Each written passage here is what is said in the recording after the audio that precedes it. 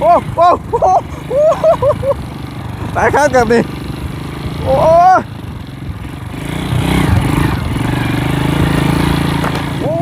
สบายเฉยอ่ะ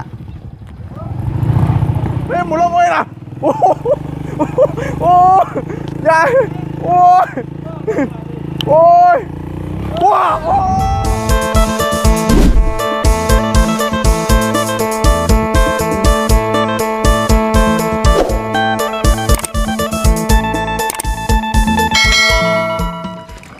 ได้อยู่บ่ได้ตู้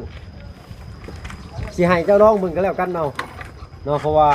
น้องเพิ่นขับออกมาได้จังได๋มาเห็นรถกล้วยพี่น้องเนาะมาเห็นจอดอยู่นี่นะอยากลองเบิ่งเนาะการที่ว่าเอาออกมาจากภูเขาป่าดงแต่เพิ่นเอาออกมาจังได๋เนาะตามที่ว่าเขาเห็นเพิ่นเอาแล่นบุญบ้านมานี่เนาะเอาพี่น้องเอ้ยสิลองทดสอบเบิ่งนํกันว่ามันสิเป็นจังได๋ถ้าว่าขับไปบ่ได้นี่ยอมอีดีมื้อนี่ จันใช่แน่จันเอ้ยคนบักใหญ่หายน้องมันกว่าชอนยืนยิ้มอยู่คนนี้ก็เพิ่นใส่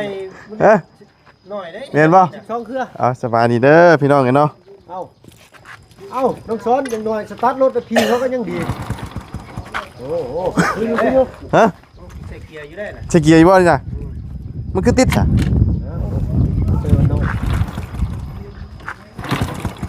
มีเกียร์อยู่มีเกียร์บ่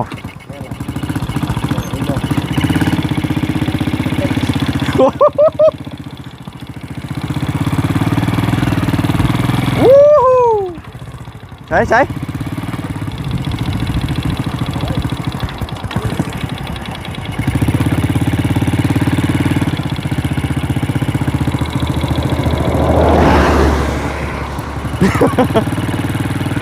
ไว้ได้ป่ะนี่เดี๋ยวได้เขาช่วยได้ป่ะนี่นะมันเป็นเรื่องง่ายเลยเนาะ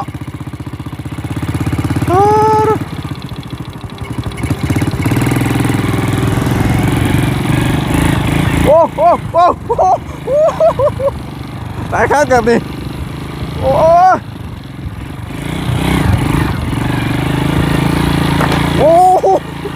มายังกินแล้วเนี่ยมาพึ่งขี้นี่เนาะว้า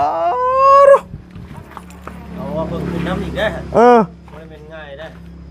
มาแล้วว่าพึ่งนั่งนี่โอ้จะกูบาปน้องคนนี้นี่ลองมาจะน้องคนผมเป็นยังน้องคนวะชิ้นเลยน้องทั้งหน้าจะใส่จะเครือกับน้องมาก่อน3 เครือ 4 เครือ3 เครือ 4 เครือทั้งหลังนี่กระซ้ำก็น้ำหนักข่อยแล้วบ่นั่งอันนี้เลยนักอันนี้เลยเวลาเขาชี้นะอวยรถนะเนาะมันชิล่มอย่างเดียวนะเมื่อยปวดโตได้เนาะแขนเรานี่ข่อยกำจนบุ๋มแขนเรานี่ช้ำขาตะกี้ขึ้นกูนี่เลยเนาะแม่นเลยแม่นบ่เดี๋ยวนี้ เดี๋ยวนี้กูอยากขึ้นไปในเดี๋ยวนี้เนาะจันมาลองมึงนะมาจะให้น้องก็เลยเอาเจ้าขึ้นนั่งข้างหน้าน้องมันยังเห็นสบายเฉยเอาใช่ไหมเอาทดสอบเนาะเอามาจับเดี๋ยวคอยสิขี้นะลองเบิ้งได้จะโลบุญ80ไปพอตู้ล้าง80ได้บ่ขึ้นมาได้บ่ฮะเอาขี่ลงพุ่นหน่อยจะขี่ขึ้นมานะขึ้นมาได้บ่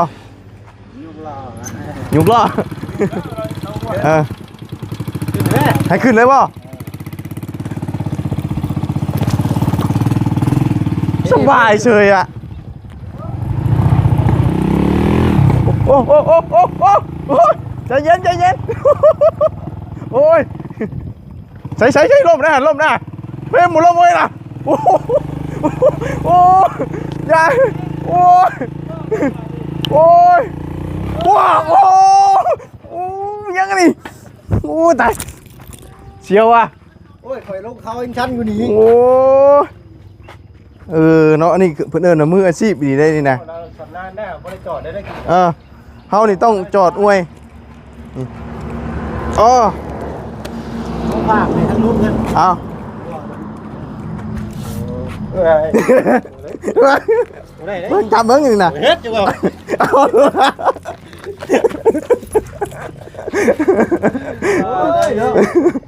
เอ้ยเอาบีกล้วยให้ชื่อกระย่านเนาะไปยังไงนี่โอ้แต่เปลี่ยนแท้นี่ ไม่เฮ็ดนาว่าอยู่ เอาบีกล้วยให้กระย่านเนาะจังเปลี่ยนแท้นี่ เฮ็ดได้ย่านเตียงนี่ เดี๋ยวจะเอาเมื่อตามกินสมมานี่เบิ่งถิ่มชะรดก่อนตัวนี้เมื่อตามกินสมก่อนเนาะ ไม่กระโดดไปตามลูก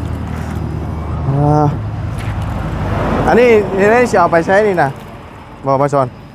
จะเอาไปใช้นี่นะ บ่ฮู้เด้ เอ้า พุ่นเคยลาหันจักเสียไปใส่ บอกเคยละ เป็นทางผู้ใหญ่ใจดีเพิ่นเนาะดิแบ่งเงินใจมาให้เอาไปแจกคนทั้งบ้าน เออ เจ้าจะเอาไปแจกก็ได้ ข่อยบอกไปแจ๊ข่อยจะเอามื่อกินข่อยจะไปหาซื้อเอามั้ย คือจะได้คือเอาขึ้นไปแซงหนึ่งปุ๊บ เมียว่าหาซื้อกล้วยมากินเด้อว่าดำหน้าเมื่อยเจ้าสิบ่ให้ข่อยนะบ่ เอาแล้ว เอาข่อยซื้อเอาก็ได้ บ่อันนี้สิไปแจกเพิ่นอันนี้ ฮะเว้าได้เดี๋ยวนี้ ก็ได้อยู่เราไปแจกเท่ากันก็ตัดครึ่งก็ไปแจกกันนี่สินะก็แล้วแต่เจ้า ข่อยสิซื้อมื้อให้เมียข่อย จะสิซื้อมาอีก อ่า เอาแต่มันก็สิเบิดไว้ก็ดีคือกัน เจ้าขายเจ้าซื้อน้ำน่องเครือเท่าไหร่ เคยละแชน เดือนละแสนเจ้าก็เอาเงินให้น้องเพิ่น เค แล้ รือ ว ละแสน1 2 3 4 5 6 6แสนบ่ บัตรอันขายเมื่อวานนี่คือว่าเครือละ10,000นึง โอ้ยเนาะเอาอันนี้นี่เป็นกล้วยทั้งบ่เพิ่งเนาะมีกันดาทั้งผู้ใหญ่เพิ่นฝากเงินมาหน่อยอยากซื้อเบาไงมาพี่เจ้าก็หันมาพี่กว่านี่ให้จะได้เห็นหน้ารอแล้วนี่ เราคือจมว่าหน้าเละหน้าดำบ่กินนี่เป็นได้ไดเฮ้ ก็ บ่ อยากให้อ้ายซื้อครีมราคามาให้ โอ้ จักตัวใดแล้วอ้ายก็น่าเคี้ยวอยู่นี่ก็ได้ เบิ่งเอาไม้ค้ำก่อน ครับแล้ว ค้ำแล้วบ่โอ้บ่จันมาลองให้ข่อยจักบาทหนึงก่อนนะ ลงไว้ข่อย มานะ เจ้าก็เอาเมื่อแจกทั้งคุ้มในน้ำวีเครือหนึงเด้อดู แจกก็สิแจกไผเมื่อแจกเมียข่อยหันแล้วก็แจก แจกใช้ก็แจกแล้ว แถวท้องกันนะใกล้แน่เนาะ จะแจกแถวคุ้มเพื่อนนั่นแหละเนาะบุรีบุรี อาจจะเอาเมื่อแตะเก่าก็แจกอยู่เอ้ยมาเอาตลอดเอ้ยแล้วก็มีตู้อยู่หน้านะถามว่าไปแจก แจกน้องแจกป้าแจกลุงข้างบ้านนั่นแหละ ได้อยู่แบบนั้นนะ ดีนะ แจกอยู่แต่ละเทื่อเอาเมื่อก็แจกอยู่แบบนั้นนะมันสุก เมื่อไว้กินน้ มันสุกแล้วกินบ่ทัน ำเลย อืม เมื่อแต่ละเทือนกล้วยไอ้เครือหนึงนี่กินบ่ได้เบิดเด้ เฮ็ดกล้วยเค้กเนาะสรุปแล้วสิให้อยู่บ่นี่ เอาไปแล้วตู้ ให้จักอันตุ เอาแล้วแต่เจ้าแล้วก็ซ้ำว่าสมมาภาควนนั่นแหละเนาะเอาไปสองไป สองเลยบ่มื้อแจกเนาะ ไปแจก แจกไผก็ได้เป็นบ่ แต่ใครก็ได้แล้วแต่เจ้า อืมเอา อยากได้บุญหน่อยก็แจกหน่อยอยากได้บุญหลายก็แจกหลาย แม่นบ่เฮ้ย โดย แต่ว่า แจกมากหนึ่งเจ้าได้บุญหลาย เนาะถามว่าอยากได้บุญหลายแจกมือใส่บาทซะ นั่นแหละ เอาลงไปแล้วก็ นี่ เบรกกันมาอยู่หน้าวัดโนด ไปทำบุญชาตินี่ เดี๋ยวเอาเนาะเอาชุดแล้วแต่กำลังศรัทธาของเจ้าก็แล้วกันว่าจะสิว่าสิแจกเบิดชำได้ก็แล้วแต่เจ้า บ่ข่อยสิไปหาซื้อเอาตั้งห่างดอกเป็นหยังดอก โอ้ยเอาไปโลดแล้วสิเป็นหยังเพิ่นชื่อจำเป็นชื่อให้กินชื่อต้องสอน เพราะว่าข่อยตั้งใจว่าจะไปซื้อเมื่อให้เมียอยู่แล้ว เนาะ เนาะคำว่าให้เกา เอาโลดแล้ว เออ แบ่งๆปันๆกันกินนั่นแหละ โอ้เอาโอเคจ้ะเนาะเมื่อแบ่งปันกันกินเอาเครือหนึง เอา เครือนี่ เลือกเอา เครือใดก็ได้เนาะตึงๆอย่างนั้นนี่ แกะรถแกะรถ แกะบ่เป็นนะเฮ้ยหมูมัดคักนกเกรี้ยโอ้ปีบกล้วยนี่ พวกพี่นี่ก็กินปลาชีจับเอาไว้อยู่ในจำนวนหนึง เอาบ่ โดยตอนแรกน้องเพิ่นว่าสิทิม บ่เดี๋ยวสิเอาไปกินชมอยู่ห่ะ เพื่อทั้งบ้านเฮ็ด อ่า ดำหน้าทั้งบ้านเพื่อเพิ่นจะเฮ็ดน้ำ กระปุ้นเนาะ กินหรือว่าน้ำกระปุ้น อืม เฮ็ดเหยื่อกระปุ้นนะ อ่า ชั่วโอ้ยต้องบอกว่ามาแล้วก็หิวข้าวเลย อืม ตะปูได้หะตู ให้กระปู วางเอารถขึ้นมามันเลือดอันในคาจังนั้นก้มเบิ่งอยู่ ตะปูวะ นั่นน่ะ กี่ว่ากระปูได้กินเนี่ย โอ้ เนาะเนี่ยเอารถขึ้นมานี่เสียวอยู่เดี๋ยวนี้ย่านคือกันนะนี่เด้มามันพ่งมาสุดที่โอ้หลายเท่าเฮยนี่เนาะเก็บไปนี่ ยังเอาลองรถ ลองรถบ่ลองมาเลย ของแท้หรือว่าได้ของแท้ตีน เอ้ยคือเห็นนั่นแหละเอาอะไรห้องไห้ไปผมมีเงินอย่าดาสอบ แม่ตู้ครับไม่หับขังนี่ เอาคือได้หับขังนี่เลย มันเลยดิ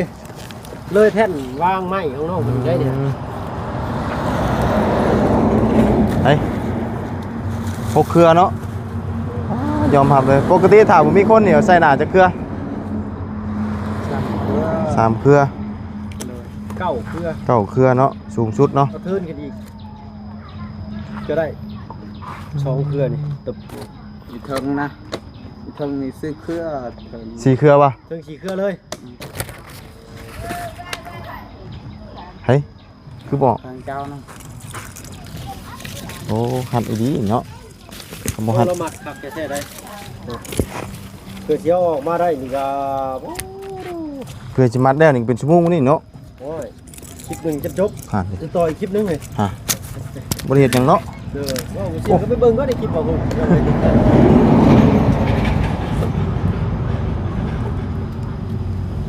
เฮ้ย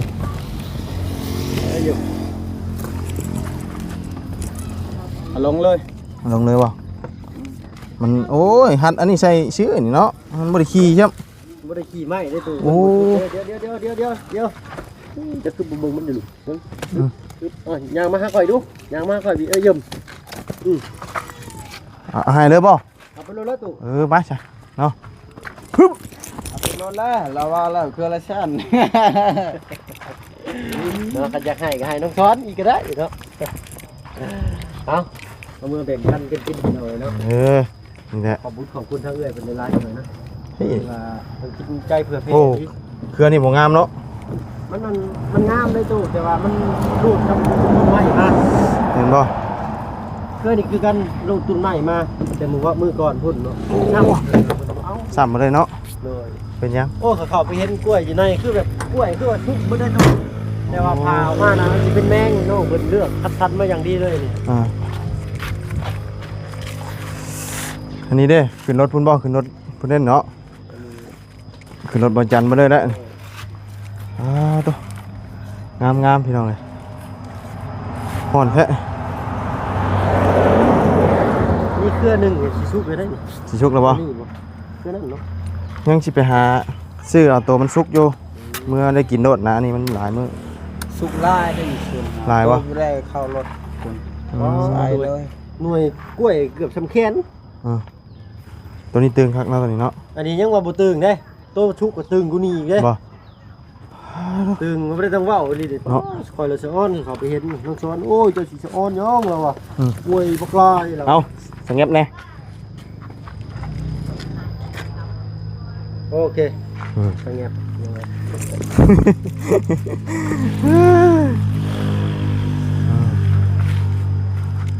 เรียบร้อยเนาะอันนี้ก็เอาออกทีมได้เนาะอันนี้คือตัวห้องอีกนี่ป้อฮะ ก็ใส่ ใส่หอยกล้วยซ้ำเบิ้งฉันไปห้องก่อนจ้ะเว่าเลยมันซ้ำแล้วจักยาแล้วเนาะ พกไปจะได้เด็กตื่นฮะ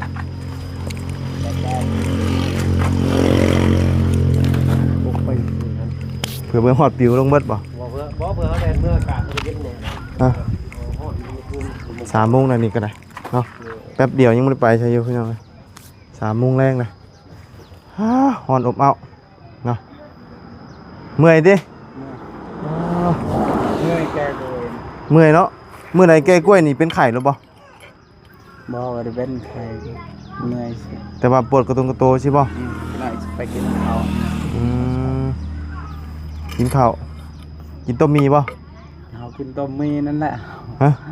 พากันออกมาหากันได้กินข้าวอันที่เขาจีก่อนเดียวเลยตุ๊กน้องซ้อน บ่ มันเป็นบ่อยากเข้าไปเลยบาดนี้ฮะ คำว่าสิกินต้มมีน่ะสิมีอยู่มีที่แกะมาให้นี่ กินชิวยี่ห้าแล้วเขาเผ็ดไทยแล้วกินไม่แห้งเนี่ย โอ้ต้มนี่มีแฮงเด้เพื่อเราสิจุไผเนาะ แห้งจุดไทย โอ้มีแต่เบิ่งจะกินขนมก่อนเนาะพอมีแฮงเนาะกินขนมก่อน มาน้องซ้อนอยากให้ ใส่แล้วสิขาดเลย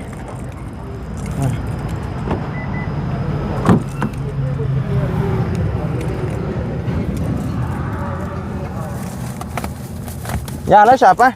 กินข้าวเลยใช่ไหมมีข้าวอยู่นี่มามา มั่มเลยจ้ะ มา เข้ากับบอกกันเนาะโอ้ย นี่มามั่มจ้ะพี่น้องเลย โอ้คนจงไว้กินผู้เดียวได้เนาะโอ้ยได้อันนึงตู้นี่ฮะกินเป็นอีกทีได้บ่ทำก็บ่ โอ้เห็นหมูว่าบ่ได้อยากข้าวอยากน้ำนะก็เลยอยากอยู่ว่าฉัน เจ้าเว้าอยู่ ฮะติบข้าวบ่ ที่ได้เดี๋ยวนี้เนาะ บ่นะไปก็บ่ได้รักนะเนาะมาพี่น้องเลยโอ้ดู บ่เฮ็ดเด้อคือว่านี่ บ่เฮ็ดเด้อเฮ็ดได พวกวัวกันได้น้ำมันสมบักเขียดครับ โอ้ตุ้ยๆนะจ๊ะ เอาได้ตัวนี้เด้อเอาเด้อ อันนี้เจียวมะม่วงอันนี้นะกวยเจียวมะม่วงมา ล้างมือก่อน ข้าวนี่เอาติ๊บข้าวมายัดมาเลยนี่ กินข้าวเด้อปลาลุง เมื่อสิคืนเนาะเพราะว่าใส่ถุงมันสิซื้อ เอ้า ฮะ ให้เอาเสือปล่อยมานี่ บ่โอ้จันขึ้นไปนั่งนี่แจ้บ่ใส่เจียวบ่เด็กอันนั้นแหละ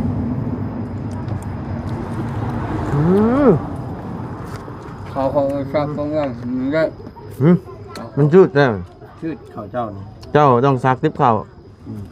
แบบท้องมืออย่างจริง แม่เพิ่นเข้าเพิ่นเฮ็ดน่ะ ๆ ต่างกันหลายนี่ มันเป็นข้าวเย็นแต่ซักติ๊บข้าวแล้วก็บ่ต้องอุ่นใช่ตัวนี้นะ อุ่น3เทื่อ2เทื่อแล้ว ฮะ เป็นบ่หมดเลย โอ้ยอุ่นหลายมันเป็นอันนี้ บ้านเอิ้นข้าวหมูย่างเนาะ มันบูดจากบูด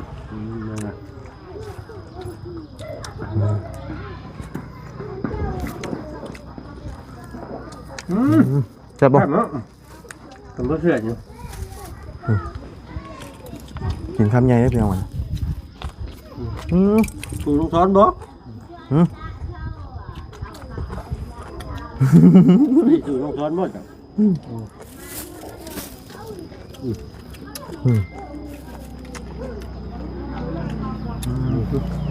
มันเป็นเนาะ มันเผ็ดบ่ น้องกินน้องมั้ยกินห้องคอเลยเป็นได้บ่อนก็เป็นพวกกระบ่อน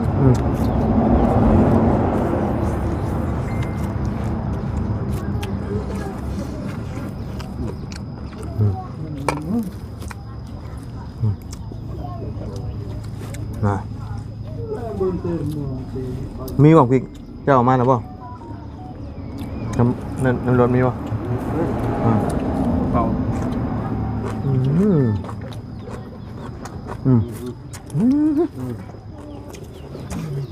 ผักแพะเนาะ เผ็ดแดงพริกเผ็ดแล้วพริกเบียด บ่เลย จะแล่นอยู่เลยเผ็ดคือ บ้านแพ็ค หวานให้ผมไม่ใช่แค่ มาซาเซ่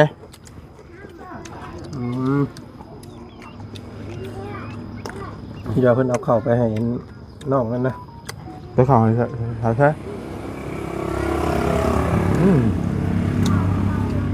แบบนี้เนาะกินตอนหิวเนาะ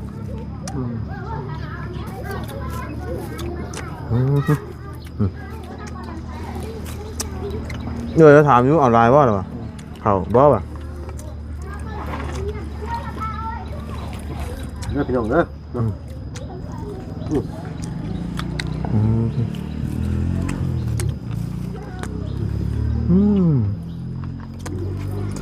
แบบเผลอ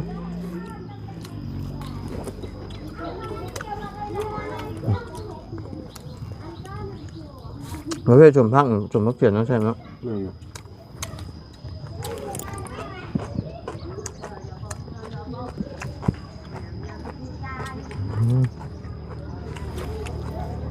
โอ้ผักอังกฤษเนาะ มันเผ็ดไปแล้ว พริกแห้งกัดกระสมพัก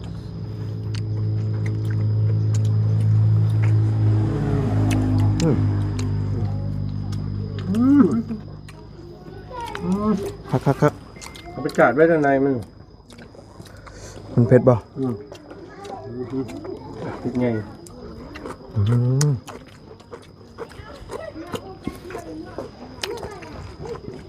ครับ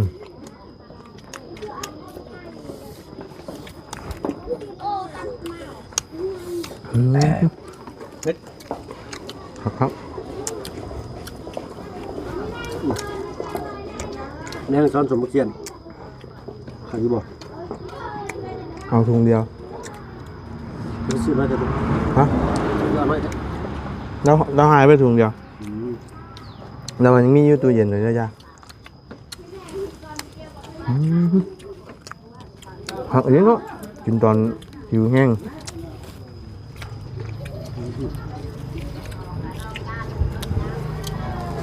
ขนาดกินยุบข่าวจนเต็มแล้วกันเนี่ย บึกแบบเนาะจะเห็นคนติดเผาเนาะ จะนี่จวดละ โคตรโคตรกินห้องมีเหือมีแห้งเนาะ เขาออกให้งานหลายเลยกินข้าวแช่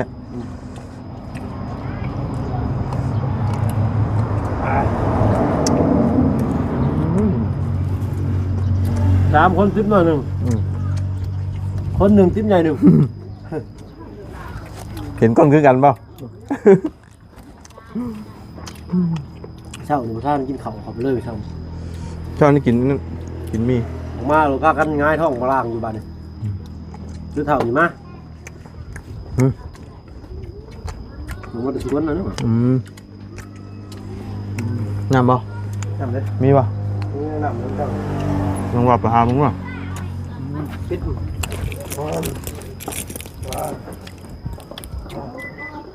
เมืองหลังเด้อลงไปแล้วจ้ะให้อันไม่รู้จ้ะ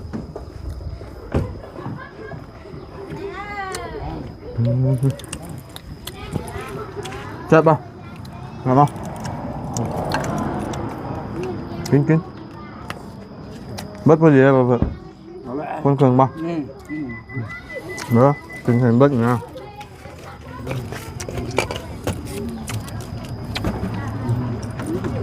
พายมาส่งแล้วบัด นี่ก็ ของเจ๊เรียบร้อยแล้วเนาะหากล้องข่อยนั่นพี่น้องเลยหล่นข่าวอินเรียบร้อยพี่น้องเลยเนาะเมื่อกี้นี่กล้องมันเด้งออกอันนี้เก็บไปกินสมก่อนนี่ติบข่าวพายมาส่งแล้วรับบัตรนี่เนาะเดินทางเขาเนาะ ทางแรกมือ เดินทางทางนี้ก็เรียกว่าอะไรเนาะภารกิจ แค่เวลาแต่ตัวนี้นะยังบาทเป็นน้องสอนคนอยู่แล้วเนาะมีข่าวดีเลย เฮือนบ่หลังคาแล้วเนาะบ่ได้หัวบ่ได้ซึมแล้วบัดนี้ มารอบหน้าแล้วงานดูไปเจอตัว โดย ถึงน้ำไม้ เอาติดตามมึงน้ำกัน ติดตามมันกัน ว่ามาบุญกันสิได้มาบ่